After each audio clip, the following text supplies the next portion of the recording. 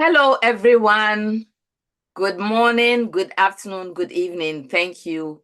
Wherever you are joining us, we are so glad you are here today. Well, my name is Marian Amwa.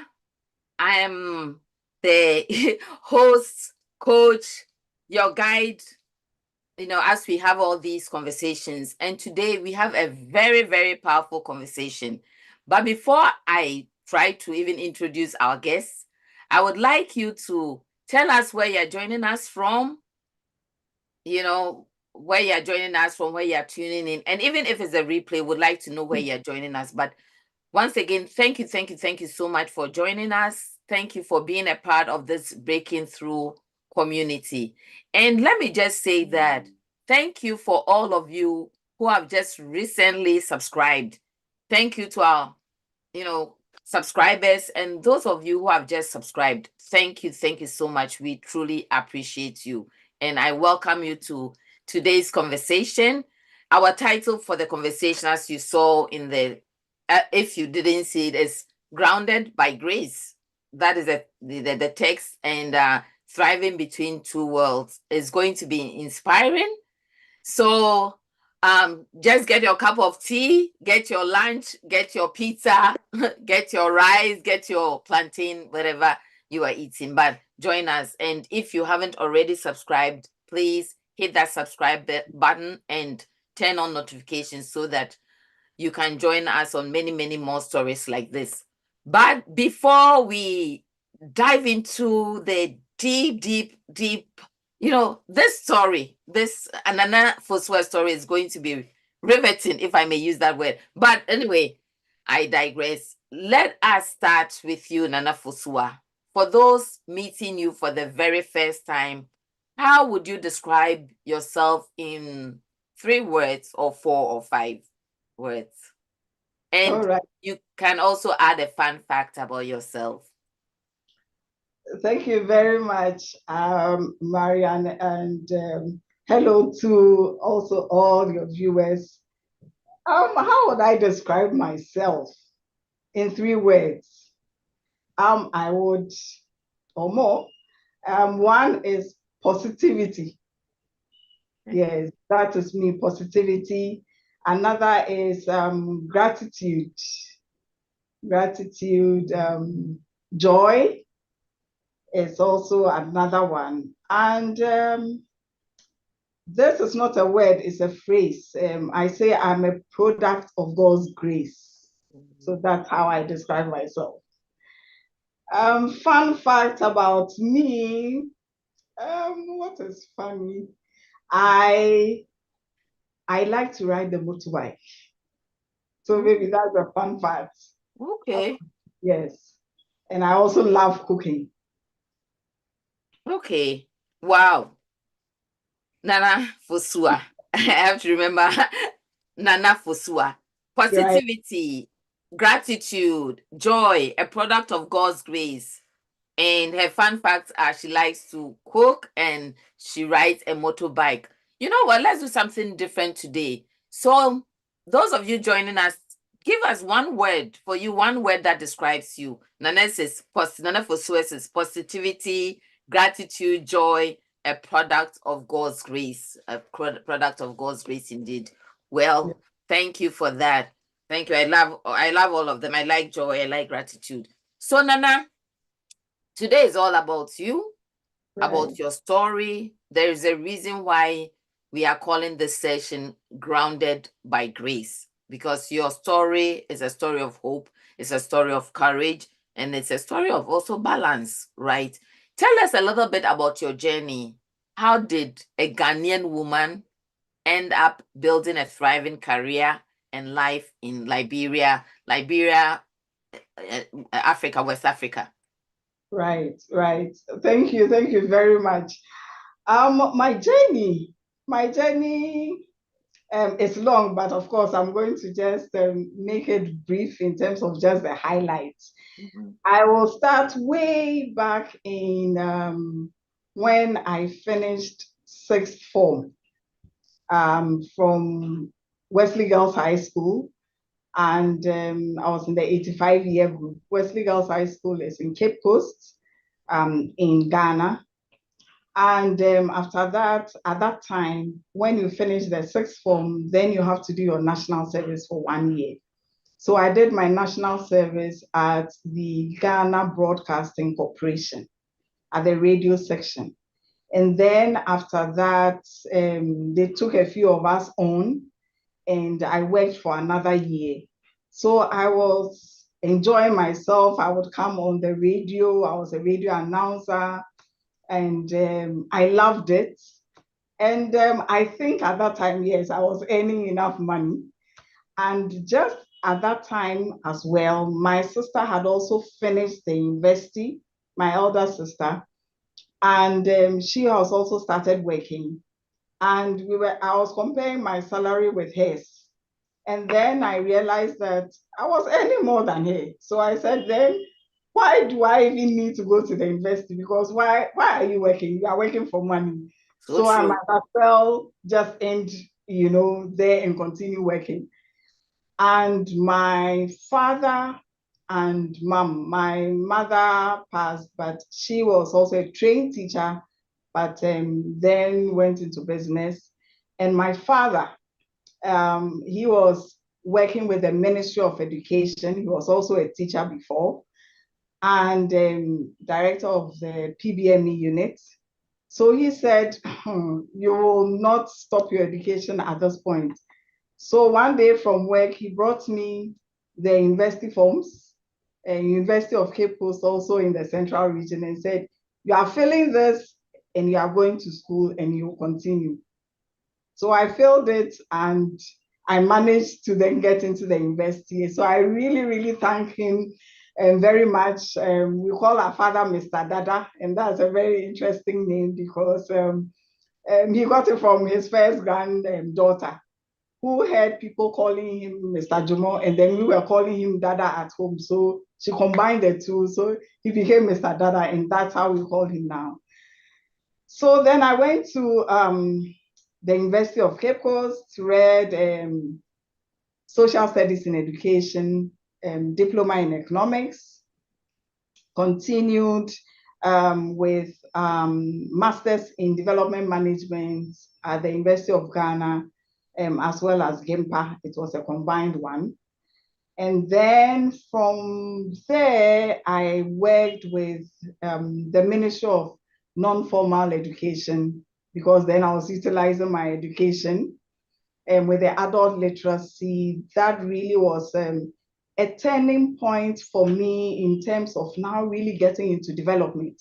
Because I think naturally I really wanted to work in the development field, even though education is also development. So with non-formal for about 2 years, and then moved to the northern part of Ghana, Boko in the eastern region. And at that place, I then joined Action Aid Ghana, which is a British NGO. And the focus really was working with women, working on HIV/AIDS at that time. And that really gingered my interest also in working with people and seeing how behavior change activities can really change their lives. So I worked there for almost 3 years. And with ActionAid, that's when I also did a lot of some additional short courses on HIV and development. And most of these courses I also did in the London School of Hygiene and Tropical Medicine in the UK. Then marriage came in, and marriage brought me back to Accra. So now I had to come to Accra. And in Accra, I went back to education again. And this time I worked with UNICEF. So whilst there, still I knew this lady really would go back to development, even though working in education and UNICEF was also same. So I also, with UNICEF, I worked for almost 16 months. And then I joined Family Health International, which had just come to Ghana at that time. And they were looking for someone who also had some knowledge in HIV, could work on development, and support the country director at that time to begin a 5-year project funded by the US government. So that got me now back into where I started, and worked with Family Health International for a while. And this development work in Ghana, I did worked on five or 5-year projects. So in total it's like 25 years. Yes. Mm-hmm. And this also focused on really looking at human development, public health. It cuts across HIV and social protection. And within these periods, I transitioned from working with Family Health International. I also did some work with UNAIDS, all on HIV and development. Then I also worked under a World Bank project with the Ministry of Gender, Children and Social Protection. And that is where I was the director of the Social Protection Unit. And that was also for a period of about 12 months.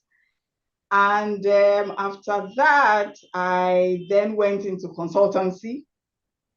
And for almost 18 months, all in Ghana. And then now from Ghana, I moved to Liberia in April 2019. Now, my work experience, all this journey that I've spoken about, I had several experiences, country experiences. It includes Burkina Faso, Kenya, Togo, the Netherlands, South Sudan, Ethiopia, India. So there's been a stint of all those countries, but where I have settled the longest is Liberia since April 2019. And Oh currently, my goodness.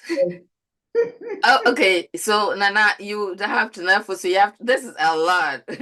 But wow, so I'm hearing Boko, Accra, London, and all these other countries and cities that you have mentioned, and working with international organizations. So, when we're putting this together, I was like, she's a Ghanaian, she lives in Liberia. So you are an immigrant in air quotes. Well, it's not just people who live in America. You are an immigrant living in Liberia.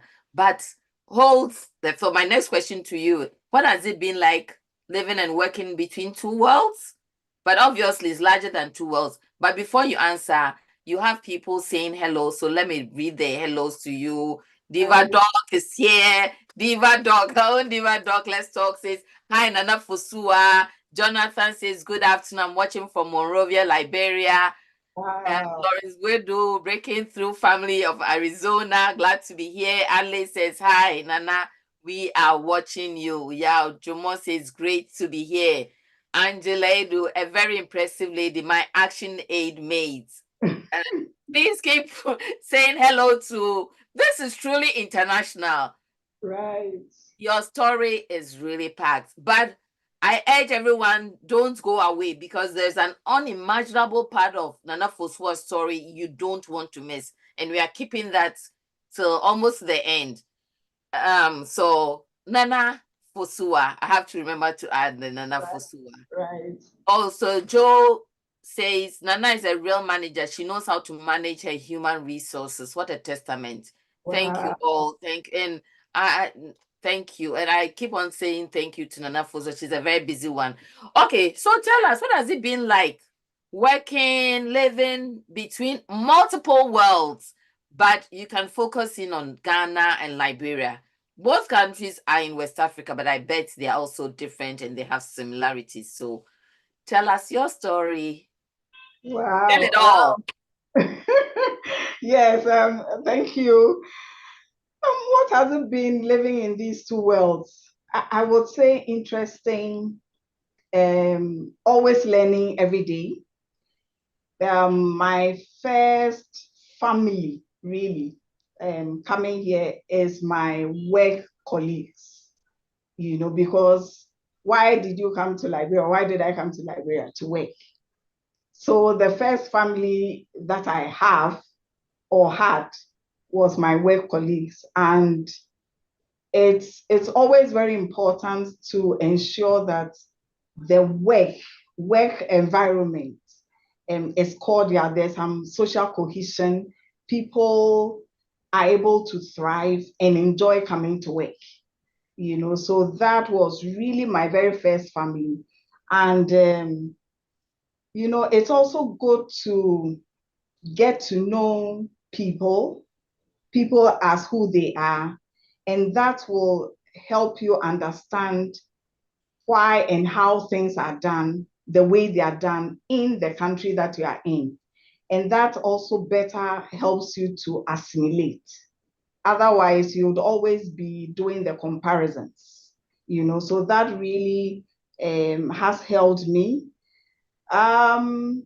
Also, one thing, trying to also keep your roots, also critical. So even in coming to Liberia, first, also registering with the Ghanaian embassy here, so that it's known that you are a Ghanaian and you are here, and as I relate with people, for example, as something as simple as when you get to the market, people that you interact with, there are some particular vendors that you'll be buying things from, they get your numbers, they call you to just check on you, and that builds that cordial relationship that helps you to thrive in the other world. Community oneness, it's all very important. And I think there are really some similarities also with Ghana and Liberia, because then I come and I also realize that there's a large Ghanaian community here, and sometimes interestingly, you find some people with names of Ghanaian origin. So you're asking, how did you get this name? And then they are telling you maybe my father or my mom is a Ghanaian, and that also has really helped me in terms of how I relate and how I'm able to manage the two worlds, more or less. Wow. Okay. If you're just joining us, once again, thank you for joining us, and tell us where you are joining us from, because we have people from Canada, we have from the UK, we have Ghana, we have. So please tell us and say hi. And if you have a question for Nana, please, by all means, put it and we'll get to it. Now, a shout out to Nana Fosua's father. Nana Fosua said she wouldn't have gone to college, but university, but her dad. So shout out to Mr. Dada. I see a comment in the chat that Dada is watching you and he's so proud of you. Thank you, Dad, for joining us today. And to all the fathers out there, thank you for all you do for us, your children. But Mr. Dada, today is yours. Thank you. Hi from Marian from State College, Penn State. Eunice Edison said, hello, Nana Fosua. We are live with you. Kwame Ajeman. Hi, Nana. We are watching you from Ashoman Estates, Ghana. Wow. So Clarence Ado joining from Arizona. Thank you all for joining. Thank you for your being a part. And Nana, thank you. Nana Fosua, I have to remember. Thank you for this journey. So, just listening to you, UNICEF, Action Aid, working in education, working at different places. I know that you're a mother of 3 children. How do you balance family life, leadership, personal growth? Somebody wrote in the comment that you are a great manager. So how do you find that balance? How are you grounded by grace? Of course, and Eunice Texan says, hi, Nana. Right. Thank you very much. How do I balance? Yes. Sometimes I even ask myself, how are you balancing this? But there are a few things that I have learned over the years and do that facilitates and supports my balancing. So let me start with family life. Yes. But one of the things is, I mean, my underlining one, try and avoid stressing over issues. Don't stress over issues, and acknowledging that life is a phase, and each phase that you find yourself would complement the past phase that you have gone through, would complement the present, and both will combine to help you into the future. So I really try to live that life, balancing family. Now moving in Liberia, I realized that yes, I still needed to reach out, family calling, following through, and you call one person, then you call the other, then you call the other. I said, my goodness, this will stress me. Let me find some solution to this. So in terms of with my immediate family, that is husband, 3 sons, we created something that we called the buzz up time. Buzz up time. And this buzz up time is basically we all finding the right time to be able to connect at once through WhatsApp or phone. And this came about because my first son was in France, and he just came back home in April. The second one is in Australia, and the third one is in Ghana with the dad. So there were different time zones. We all needed to connect somehow. So we looked at the time that worked well for everyone, and at that time, now everybody can talk. We are finding out how you are doing, how did your week go. I'm very particular about health. So is my husband. So we are asking, what is your weight last week and this week? Did you check on your BP? And then more importantly, talking about your devotion that you had within the week and what you would want to share. And this really has kept us, because then you're able to keep at pace with whatever is happening with the immediate family.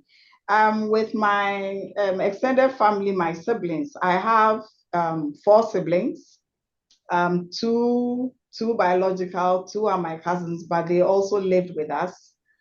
And my elder sister, who also, she just retired, in June, and she was the CEO of Star Assurance. And, she said, I will be watching and make sure you are mentioning my name. I said, don't worry, your name will come in. We call her Honorable Speaker, because we say she is the speaker of us, and she's called Mrs. Adelaide Ajimamboache.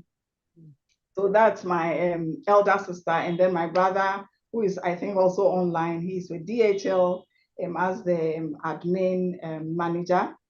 And then my other sister with France, the France USAID Agence Development, and then my other brother who is also at Toyota as the procurement. So we also have a group page, WhatsApp page, where we update ourselves, we are chatting, how are you, and all that. So that really helps me balance the family life. My dad, I call him once in a while, but he's also on a WhatsApp page, so we are able to connect as well.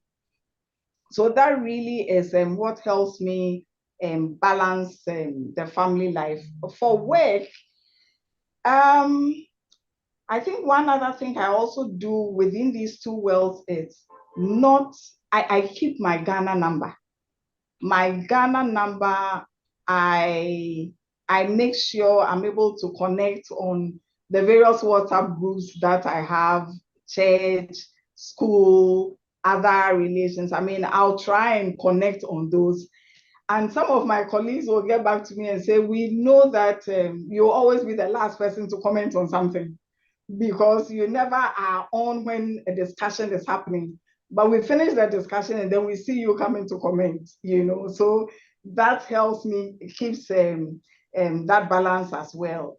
And in terms of work, leadership, personal growth, I think I said earlier on, really connecting with the office team that I work with.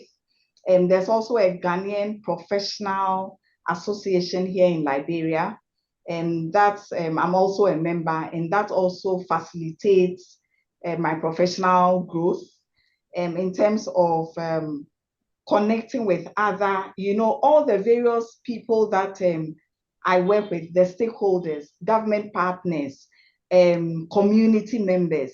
You learn a bit from each other, and that helps you, balance who you are and what you have to do. I think that's how I will talk. I'll talk about that. Okay, Nana Fosua. So you said there's something you said, buzz up time. Now Right. I'm also taking notes and I'm enjoying the conversation. Australia, Liberia, Ghana, France. I'm curious, what time was suitable for all of you?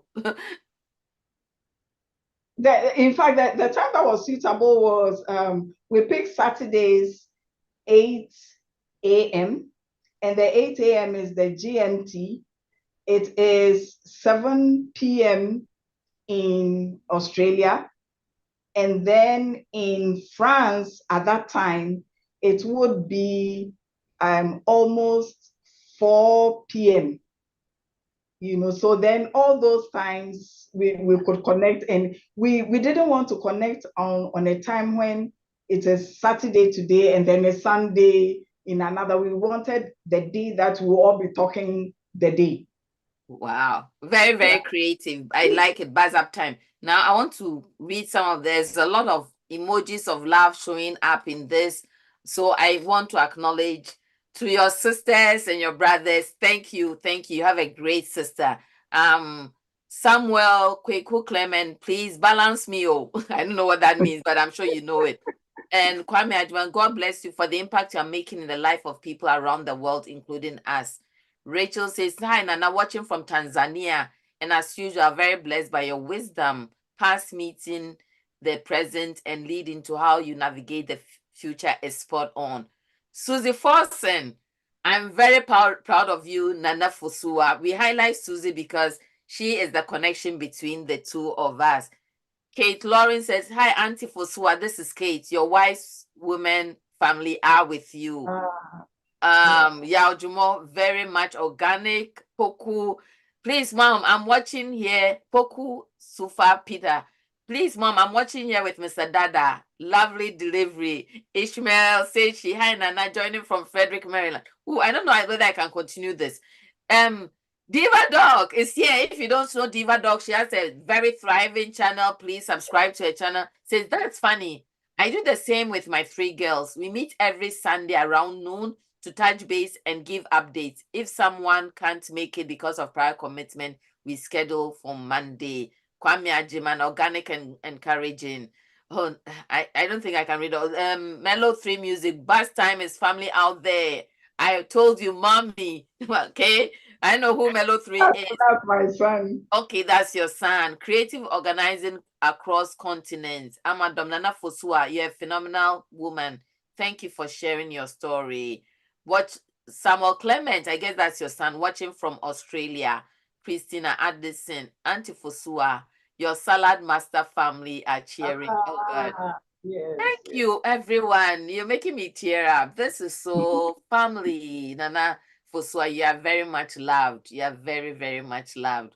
Okay, we will continue. And I'm getting messages on my text as well, that great session. So thank you with the story. But I promise you, don't go, because that part of the story, when we were preparing months ago, and she told me that, I said, oh, the whole story could have centered on that, but we are keeping that somewhere in the middle. Can you tell us one funny, so let's continue. Can you tell us one funny or surprising cultural moment you've experienced while living in Liberia? It could be something that is very similar to Ghana or to another country, something very, very different. And the love emojis continue. Right.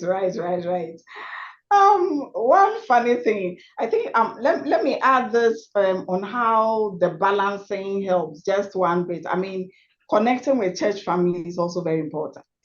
So looking for the church that will really build, strengthen you, comfort you, as God's word is. So that's also very, very, very critical. Surprising cultural moments. Okay, let me say this. So one thing that I noticed or realized was that I was here, in Liberia, every first Saturday of the month is general cleaning up. So all shops are closed until 10 a.m. GMT. And this is not so from where I come from. So I had planned, and first Saturday of the month, I've listed my things. These are the things I need to go and buy. I dress up, I drive, and I go, and the shops are closed. Everything is closed. And I said, what is happening? Why don't you want to open the shops? And then they said, no, this is cleanup. We are cleaning our environment before. So that really it might not be surprising, but it just shook me. And I said, this is really a different thing altogether. And I must tell my colleagues, my political friends that I have, that we could ensure that this is done also in Ghana. Another interesting thing, which sometimes I try to balance it, is, for example, I'm looking for something. I am trying to pick maybe something as simple as I've worn a dress and I like beads a lot, and I'm looking for this particular bead. And then I remember, oh no, it's in my drawer or dresser in Ghana. I said, oh my God, how do I balance this? Which one do I bring where? What do I wear where?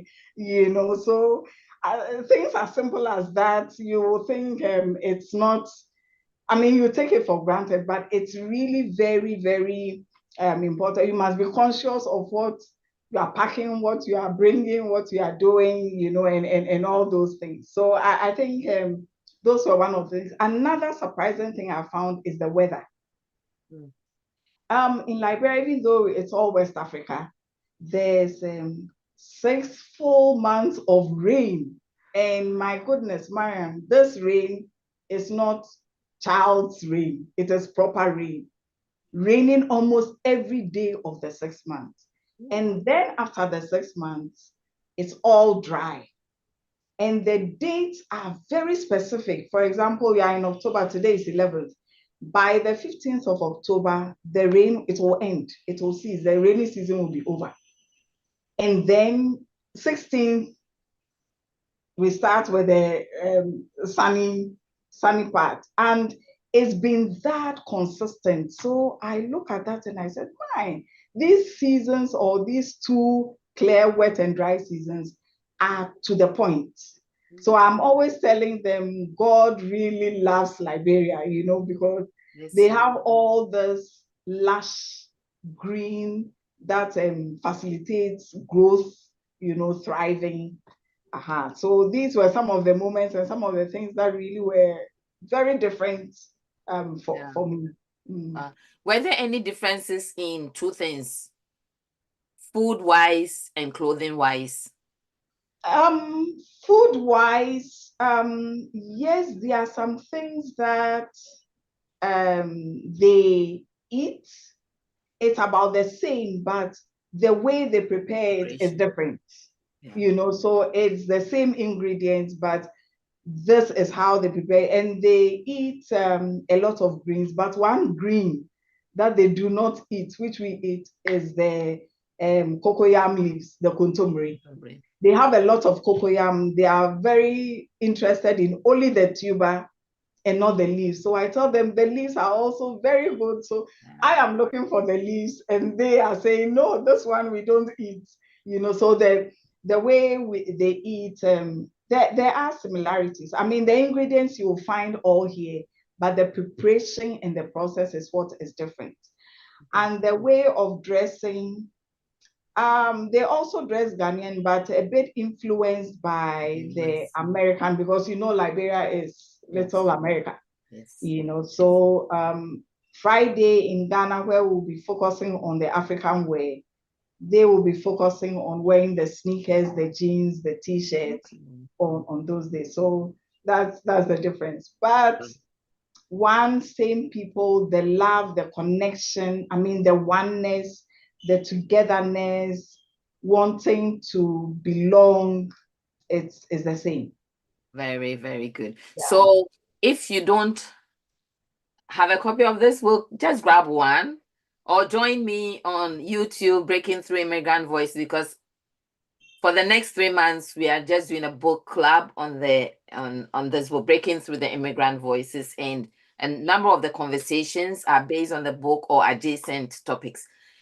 So there's one thing that I'm going to ask you, which is the respect culture. I discuss respect. I do a little bit of a comparison between respect in America and respect in Ghana, how it's defined and how some things show up. Is it the same in Liberia? Do you have differences? Or I know this is a side question. Yeah, differences in terms of culture. Respect. The Ghanaians, the please use your right hand, stand up when an adult is talking. How is it like in Liberia? It is, and you can see that there are varied phases, varied phases of this group in terms of social and where they are. A lot of things have shaped the Liberian, the war being one. So there is a generation of where the elderly, the adults, where customs were thriving and they were following. And then there was that period of what war brings, and then currently now trying to rebuild.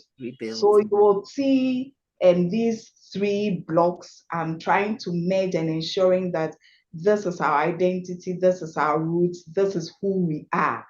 And the government is doing excellently well through some of the governance commission on letting the country understand some of the governing things, what it is to be a Liberian, and really understanding that, So it is the same. Yeah. Okay. We are going to go to the meat of the conversation, but there are so many comments that I have to, and you don't want to go away, because this is I want Nana Fosua has a story that I wanted to share. But Nana Fosua, there are so many comments. So Yuni said, go Fosua. AC Elliot, I'm so proud of my childhood great friend. Samuel Clement, proud of you is an understatement. Go Nana. And interesting seasons in Liberia. This is your daughter Samuela, and glad to be here. I'm picking up a lot of balancing family, even with migration. Hi, Nana. Muhammad Kadi. Hi, Nana. Thank you for sharing such valuable ideas. And Joe's, okay.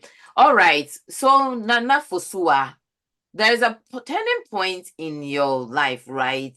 And I know many people haven't heard this part of your life story.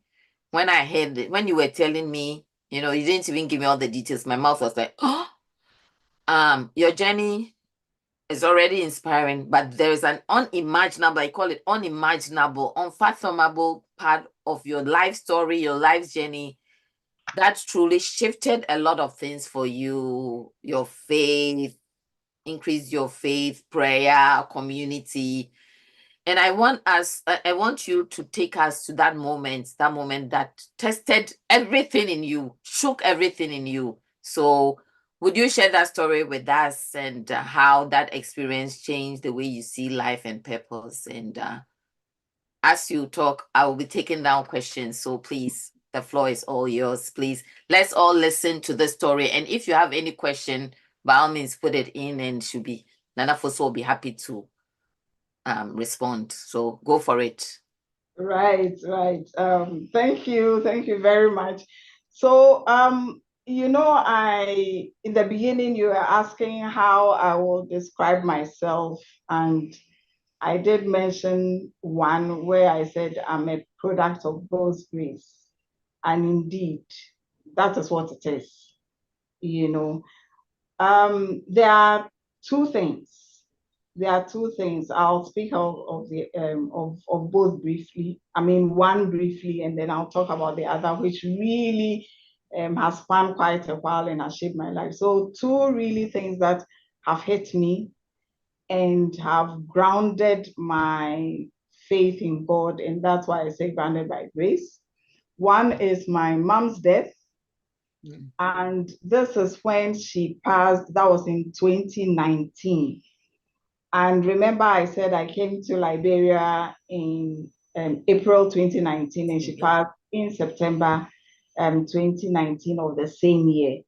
So it was really these 5 months of being away, trying to balance and questioning God and asking, what is happening? Why all this? And anytime I'm thinking through my mom not well, the verse that will come to me is, my grace is sufficient for you.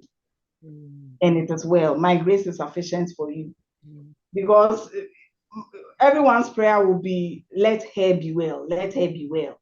But then if my grace is sufficient for you, then it means, Lord, you are going to make it, or you are going to turn it the way that's not expected, but it's to happen. So yes, she did not get well, eventually went to the Lord in September. But I knew from afterwards, dreams that I have was, she's now happy, she's in a better place, and God, who says, I know the plans that I have for you, which is of good and not of evil, that assured me, and I knew that she is well.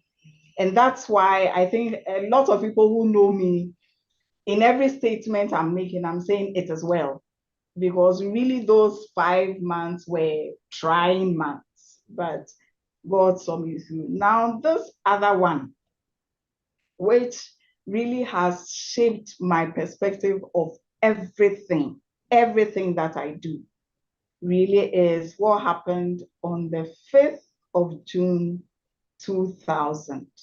5th of June 2000. And this was after 3.5 years of our marriage. And my dear husband was involved in, I think this was the really first ever plane crash in Ghana. And it was with the Airlink at that time. So my husband, he's called Samuel Kweku Clement. Samuel Kweku Clement, yes. And he used to work with the Ghana Red Cross Society, and he was the national youth coordinator of the Ghana Red Cross Society. And when we got married, our work was like similar, and our lives were very busy, and we had to literally set and plan our schedules to say that when you go for this travel, then I go on this, and then we'll meet here at this time, or maybe with some of the travels, we will meet at wherever, just connected this way, so our lives were really busy. So we were always planning like that.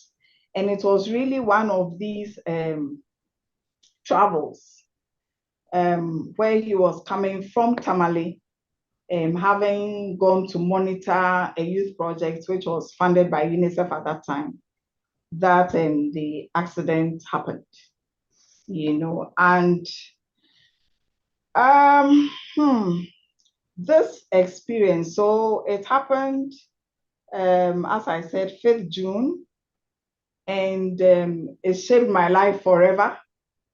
At that time, our first son, who is now 27 years, this was the one who was in France, was 2 years at that time. And he's called Jesse Kobe Kwabena Clement. He was 2 years at that time. And at that time, I was pregnant with our second son. This is the one who is in Australia, and he's now 24 years. I was pregnant 3 years, 3 months with him. And he was named after his father. So he's Samuel Clement Jr. So let me get back to what happened on that day.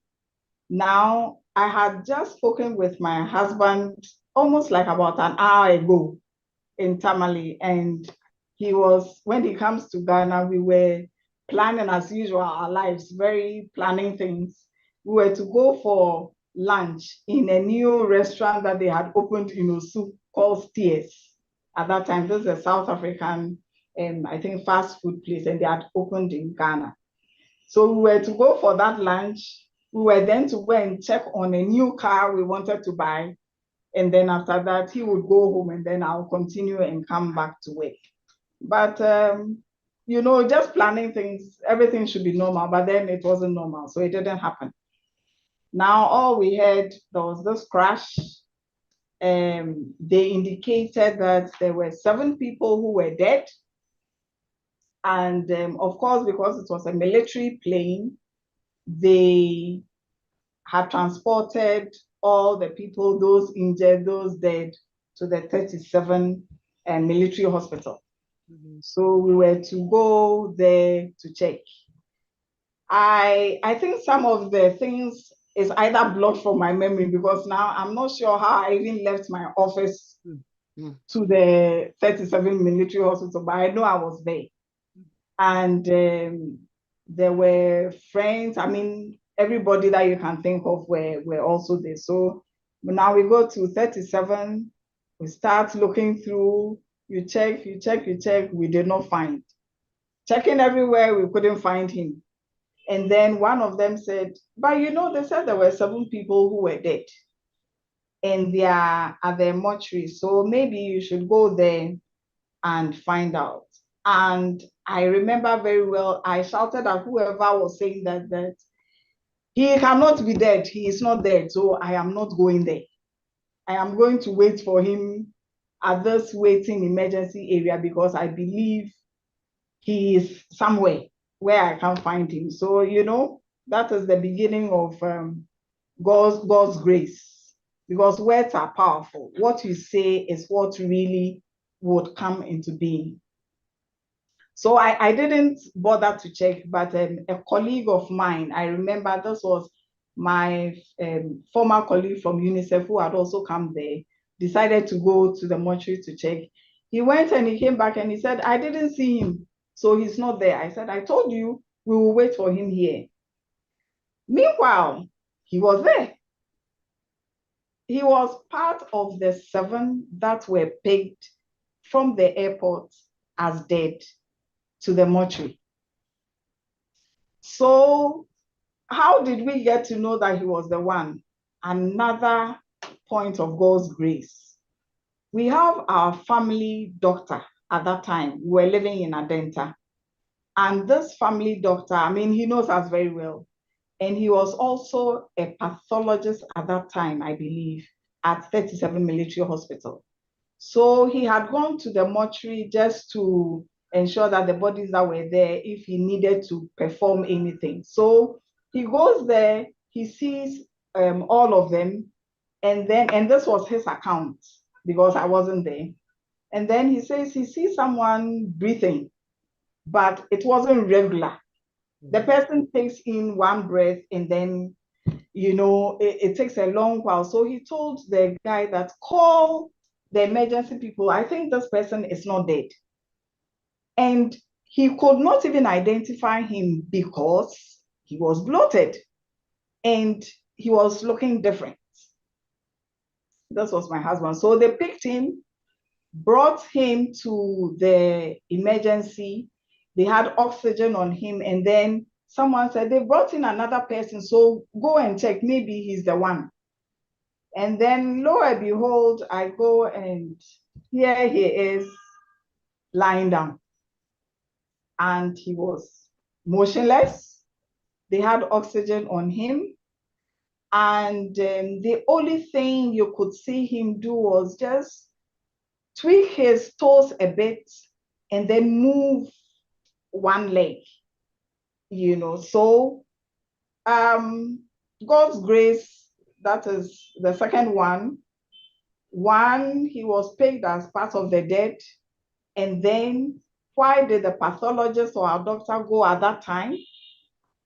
They brought him to the emergency, and then they started now trying to, record the things, identify, asking me several questions. I know they were asking me questions. I know I was answering. I'm not sure what I was answering, but I was answering all that. And they explained that he had a concussion in the head. Where he was seated in the plane, that is where the plane was divided into two. So one of the seats hit the left part of his head, so he was off. And then he had a clavicle on the right that was broken. And the clavicle is what holds the rib cage and the heart. So that's why his breathing was being irregular. So that was it. And there was no cut anywhere, but they said something is happening internally because, of course, it's the head. He stayed at 37.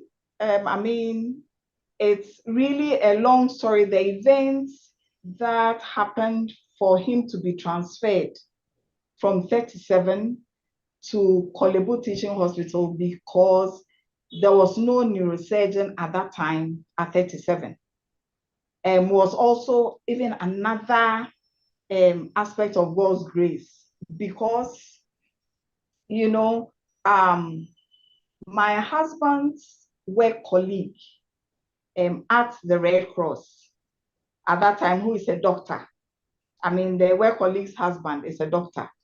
And he had just gone to the US to learn or participate in a course, I think a 1-month trauma course. And what he went to learn, and he had just come back, I think about a week ago, was exactly the case of what was happening to my husband. So then we are saying, why won't I say it's God's grace? He wanted him to go and learn because he needed somebody to take care of him. So he is called Dr. Adjoa, So now he was at Kolebu. And as I said, how I was transferred from 37 to Kolebu was something else. The doctors, he and 2 other doctors, were the one who sat in an ambulance and came to pick him from Kolebu 37. At 37, the nurses were saying, doctors don't sit in ambulances. They do not come and pick patients. Who are you? They found it strange. And that is God's plan and his purpose. So now he moves and he goes to Kolebu. All this while, he's still in a coma. He's not speaking.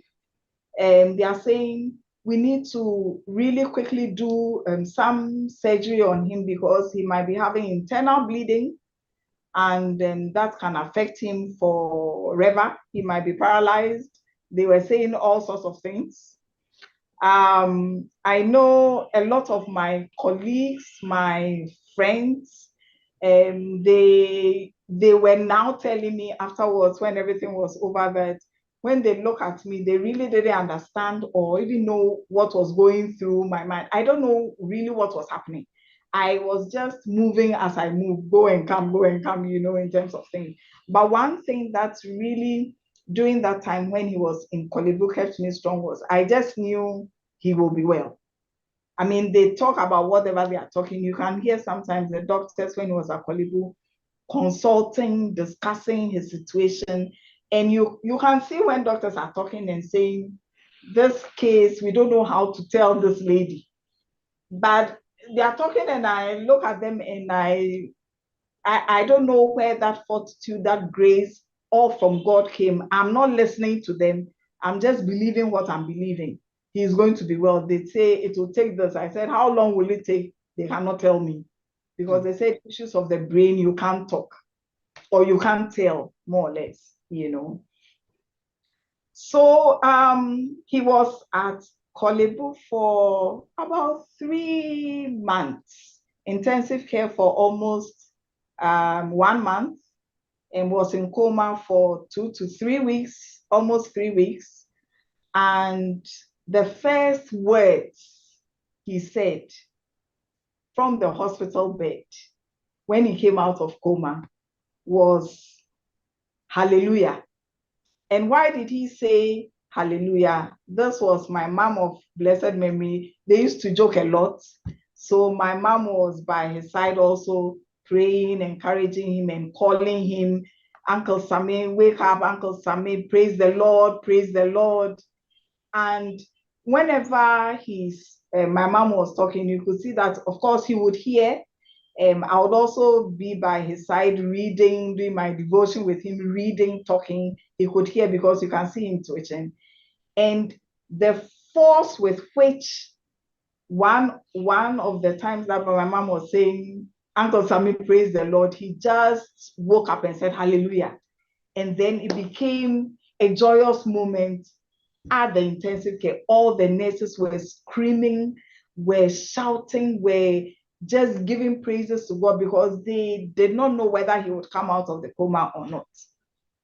You know, so after that, they did their diagnosis. He stayed there for 3 months.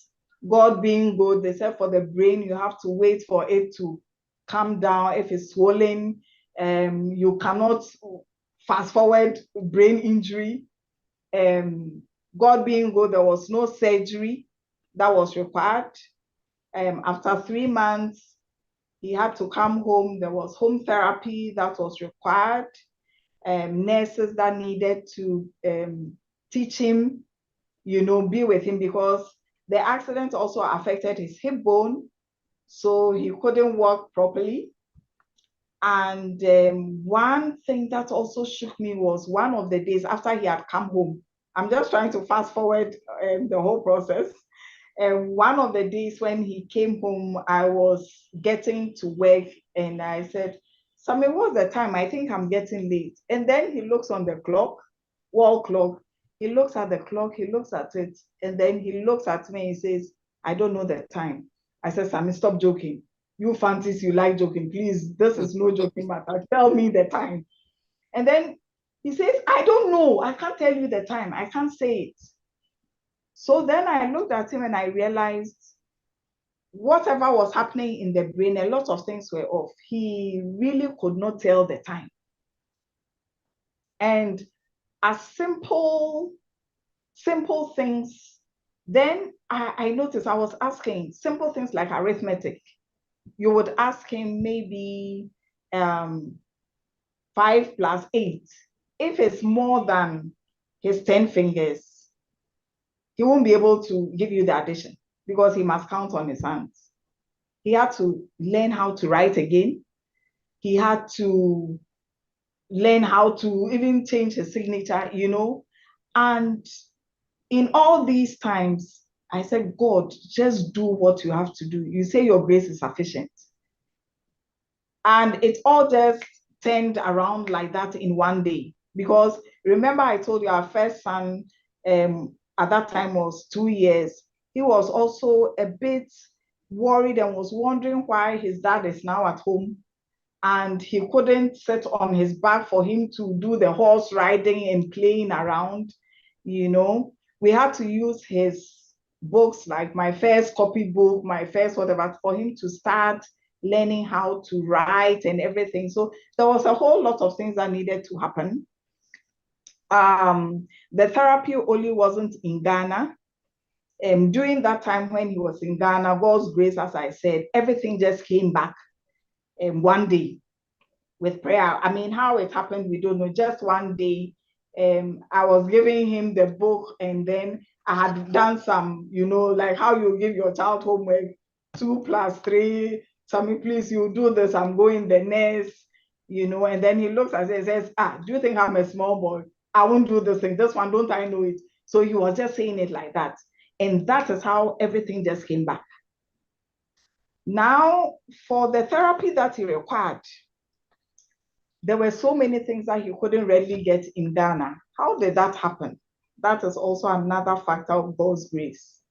He had to go to Germany for all the therapies you can think of in this world: speech therapy, homeotherapy, physiotherapy, emotional, all those therapies. The amount of money that went into that treatment, which lasted for almost 2 months, it's unimaginable. But God's grace, we did not even pay a peso, a dime, whatever. I mean, I'm trying to take all the countries that are listening, their currency, and the family support. I mean, the number of people who wanted to be the ones providing for him. And it all stems from the fact that, when you sit back and you are thinking how you relate with people, how you work with people, people matter, people first. I mean, it was unimaginable.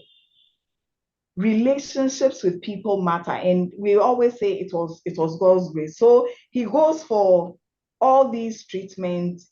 He now comes back, and he comes back as a new person. He couldn't walk properly. All that is good. Speech, fine. Writing, everything back. I mean, he is now, how should I say it, a whole better human being. Of course, there are a few things sometimes, a lot of things that what really happened to him had to do with the nerves now, where he does a lot of exercises, but he is well. And I tell him, maybe others do not see because I'm the one who see. Emotionally, I would say he was calm in nature, but I think with this, sometimes there are a few he's like, maybe some things he would want to speak up on this issue, and then I will look at him, he will look at me, and then I'll say, Sammy, you remember? Then you say, yes. He will smile and then calm down a bit. But he's now a new whole being, Our third son was born after the accident, and he is 22 years now. He's called Nana Adjoa Clement. He was named after my father, and he is a carbon copy of his father. Just for, I think God wanted to show him that you are still the man that you are. I'll let you have another son that will look just like you, to know that you are well and good and strong. So currently he is now I'm calling him the adorable light teens pastor at our church now, Calvary Baptist Church, Adenta. He is doing what he used to do in secular life, working with teens and youth, but what God had purposed for his life, which God wanted him to do in his church to build his kingdom, he has gone all that way, and he's now doing that to groom the young ones. I describe him as, I tell him that he's a Jonah, because he was running away from what God wanted him to do, but God found a way of bringing him back, and whilst bringing him back, also to glorify himself, because every point, every stage is just God's glory. I mean, his whole life is a walking glory of God, where, and when you hear his story, then you know that indeed God is alive, And I know one day he will come out and share his story. He's Yes. writing a book, a 10-chapter book. He's named it Gracefully Broken. because how he was moving and who he was, he needed to be gracefully broken to be where he is now, so that he could do what God had purposed him to do and here on earth. So that is this that has really shaped my life, to realize that what is it that we are here on earth for? I mean, relationship matters, people matter, and it is really God's grace that keeps everyone. And then the support from family, friends. Where do you get it? It's from your day-to-day relationship. So do not think whoever you are meeting now is not, it's part of it's part of the plan, it's part of the scheme. I don't know how else to say it, but that is it. So that is really what has shaped my life, in my relationship, everything. At work, maybe there are issues, people are talking, there's an argument. I said, hey, take your time. What is it that you want? Why are you, what are you looking for? People, what matters is your relationship with people, and everything will thrive, So that's my story in a summary. Yes, that is, I'm also, so for all of you listening, I'm also hearing it for the very first. I've heard bits and pieces, but this is a powerful, inspiring, humbling experience. I mean, I'm like, whoa. And I know you've talked a bit about moments, what has helped you stay grounded. I've heard you say people matter. Right. People matter, and build a strong community. And if there's anything that Nana has said today, Nana Fosua has said today that you want to put in the chat, please do. I'm just about to read the chat, and then we have 2 more questions also, and we will go.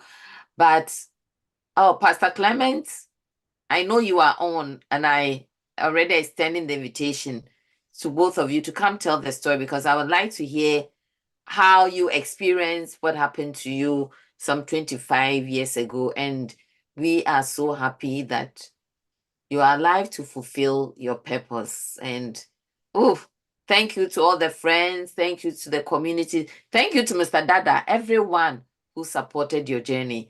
Now, let me get to the comments, because I see a lot of comments coming here. Where do I even start? It's a lot. Amazing story. Oh, it's a lot. So please forgive me in advance if I don't read your comment. Oh, okay. So there's one here said, Marian, higher vibes it. Me heal. Marian, please let mommy know he hasn't mentioned his son in Miami. So I don't know who that is. Shout out to you, son. Yes, my son, my son, I call him the firstborn. Titi Yes. in So Miami. Yes, shout out to you. Hashtag God's grace. Rasa College says, Nana, I'm watching you live, reading through the comments. It's obvious you have inspired many, and the love for you is massive. Keep on being you. UCC 93 is proud of you. Rock right. on. A shout out to UCC 93, Francisca Amponsa. God bless you, Mrs. Clement, for sharing this with us. Very inspiring, an inspiration of resilience and faith. God bless you, Nana. And this inspiring story. Wow, my mentor, a true vessel God uses to encourage my family. You always say this too shall pass. This one too shall pass. This sentence always encourages me in my marriage journey. You are blessed. Lawrence Wedu says, amazing story, Nana. Was he? Oh, okay. So there's a question. Was he not yet in a refrigerator when the pathologist saw him? No, he wasn't. Not yet. They had just brought all of them according to the doctor, so readily they are on the floor before. So they're preparing them to the refrigerator. And that's when he chanced on him. Okay. So, Amma, glory be to God. We serve a living God. He's faithful. Diva Doc, let's talk. Wow. Thomas Monga Thomas says, fine, I'm here now. To God be all the glory. OMG. Dr. Texan, you are a living miracle. Amazing wife, Fosua. Thank you for sharing. Diva Doc, 3 months. That defies what usually happens after a coma and a long stay in the intensive care unit. Right. Batman Ebo. Greetings from Ghana, Daniel Kunedu. Thank you for sharing your inspiring story. God's grace has been sufficient. May He continue to bless your mom.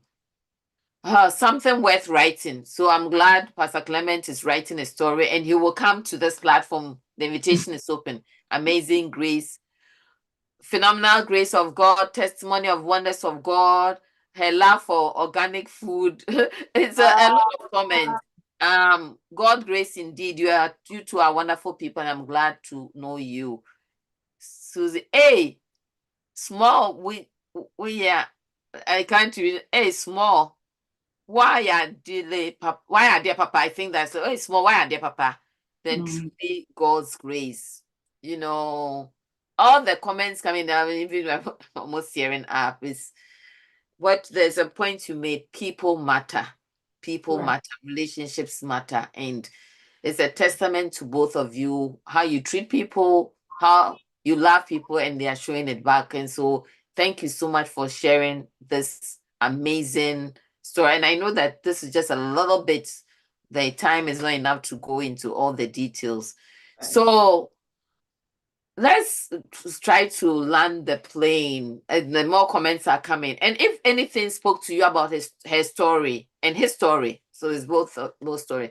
Please, what is the one thing that you are walking away from, walking away with from Nana's story, Nana Fosua's story, and Mr. Clement's story?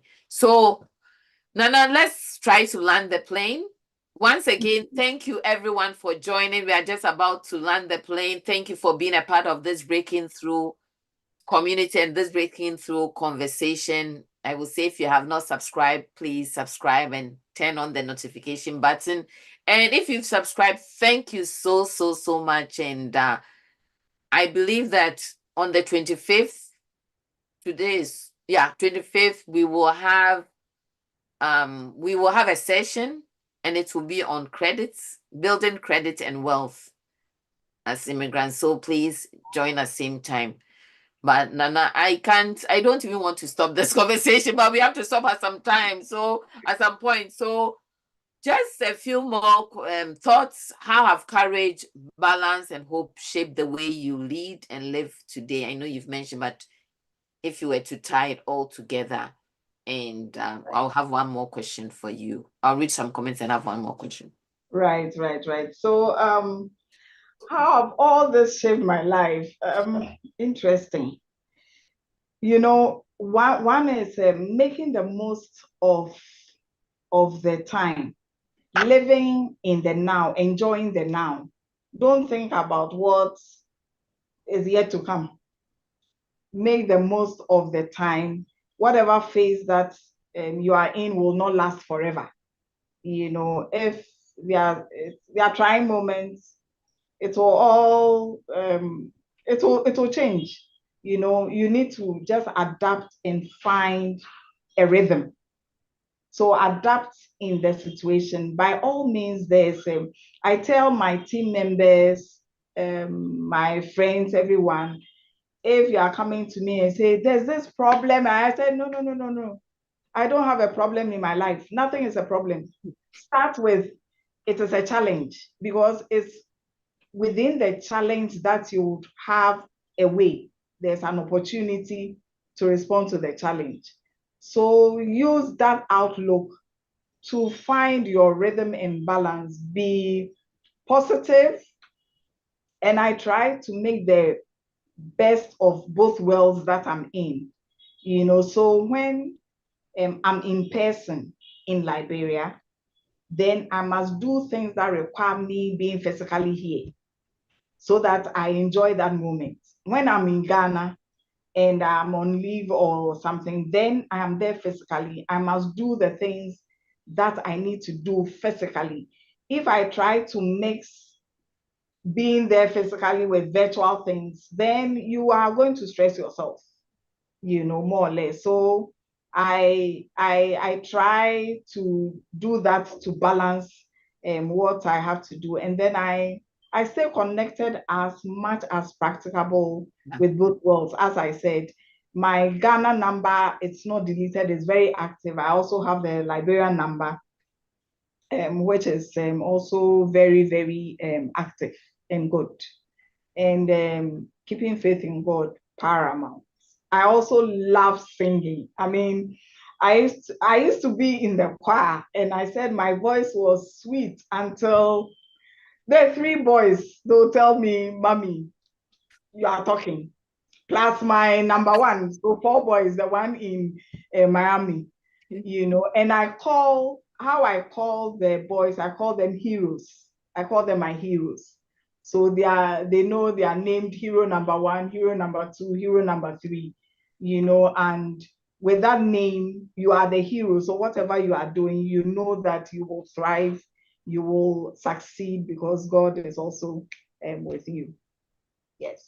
Whoa. The emojis are just coming because the emojis are coming. But the point is make the most of your now. Wherever Right. you find, make the most of it. But for me, one of the things I'm walking away with is people matter. People matter. People matter. We have one last question. Let me throw it out. What encouragement would you share with other immigrants? Because for all intents, you are immigrants in Liberia, or women or men who are striving to thrive between two worlds or three worlds or four worlds at some point you were trying to balance. And I'm going to read a comment. That will be your closing question. But the way the emojis are coming, the love emojis, and I just have to so where do I amazing testimony, Diva Dog, Kate in tow. This is an inspiring story of God's grace, goodness, and grace. Eric says, Nana Fosua, did she say she's also called IG Inspector General? Yeah, so we now know that name. Connecting Susan, connecting with people matters. Great nuggets. Challenges, not problems. Daniel says, hello, Nana, your grandson, Nana Fosua, including the family, are watching you live. Best regards. Kwame Ajiman, touching story. All shall pass. It is well. Edgar Nashif, great. Kwame Ajiman as well. Great program, Kwame Ajiman. Great. One takeaway is that through it all, it is well. And the emojis, I can't count the emojis, so I will leave that alone. But, Nana Fosua Clement, Nana Adjoa Fosua Clement, thank you so much for coming on. Let's take the last question. I'll give you your flowers. I'm so grateful. Thank you to Mrs. Susie Forson, for connecting us. And thank you for your willingness to be here. Now, like I said, the question again, what encouragement would you share with other immigrants or women or men who are striving to thrive between different worlds, right? Or just life, or are faced with some major opportunities or challenges, and then right. I would say thank you. I would say one, I think I've said that already, where people matter, and the people matter bit is wherever you are building that community, and I think that's where one person, Eric was mentioning and saying, did I say I'm also called the IG?